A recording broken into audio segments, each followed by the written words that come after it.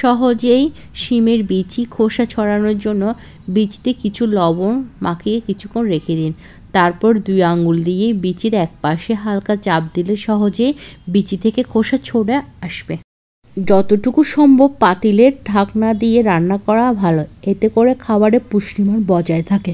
বোটাসহ শুকনো মরিচ ভেজে তেল সেকে ঠান্ডা করে কোঠায় বয়মে ভরে রাখুন। ব্যস্ততার সময় সহজে কাজে লাগাতে পারবেন। পরিমাণ মতো পানি নিয়ে তার সাথে সামান্য ডিটারজেন্ট এবং সামান্য সিরকা দিয়ে কিছুক্ষণ ফুটিয়ে নিয়ে তার মধ্যে হাঁড়ি পাতিল রাখার স্ট্যান্ডগুলো 20 থেকে 30 মিনিট ভিজিয়ে বা ডুবিয়ে রেখে তারের মাজনি দিয়ে ঘষে নিলে খুব সহজে স্ট্যান্ডগুলো মরিচা বা কালো দাগ দূর হয়ে যাবে, ঝকঝকে হয়ে উঠবে স্ট্যান্ডগুলো। দুধ ভালোভাবে জাল দিয়ে ঠান্ডা করে বোতলে ভরে অল্প একটু লবণ দিয়ে ঝাঁকিয়ে ফ্রিজে রেখে দিন। দুধ অনেক দিন ভালো থাকবে এবং আপনি যে কোনো সময় ফ্রিজ থেকে এই ঠান্ডা দুধ খেতে পারবেন। দিনে 3 গ্লাসের বেশি প্যাকেটজাত ফলের জুস খাওয়া উচিত নয়, কেননা এর মধ্যে থাকা অতিরিক্ত চিনি, কৃত্রিম এবং ফ্লেভার ও ক্ষতিকর উপাদান দাঁত এবং স্বাস্থ্যের জন্য ক্ষতিকর হতে পারে।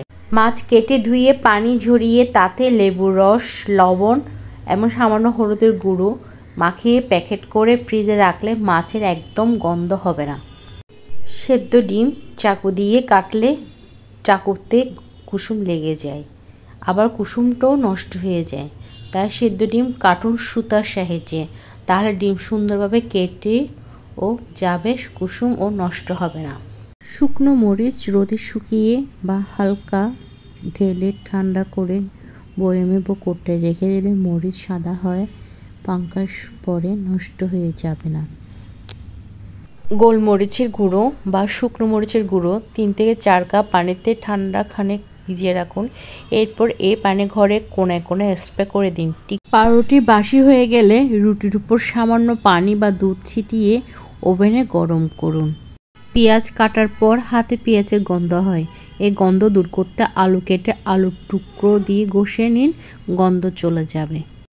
খাবার তাড়াহুড়ো করে খেলে বেশি খাওয়ার ভয় থাকে, এতে ওজন বাড়ে এবং তা হজমের ও ব্যাহত ঘটে। তাই খাবার ধীরে ধীরে চিবিয়ে খান। তরমুজ স্বাদে কম মিষ্টি হলে তরমুজের উপর সামান্য লবণ মাখিয়ে তরমুজ খান, দেখবেন মিষ্টির স্বাদ বেড়ে গেছে। কিশমিশে অনেক সময় পাঙ্কাশ পড়ে নষ্ট হয়ে যায়, ময়দা মাখিয়ে রাখলে তা হবে না, অনেক দিন ভালো থাকবে। ব্রাশ ব্যবহারের পর ধুয়ে নেওয়ার পর ও তেল চিটচিটে ভাব যায় না। ব্রাশের এই তেলতেলে ভাব সরানোর জন্য বাটিতে গরম পানি নিয়ে সাথে লেবুর রস বা ডিটারজেন্ট মিশিয়ে তার মধ্যে ব্রাশগুলো 10 থেকে 15 মিনিট ভিজিয়ে রেখে পরিষ্কার গরম পানিতে ধুয়ে নিলেই তেল চিটচিটে ভাব দূর হয়ে যাবে।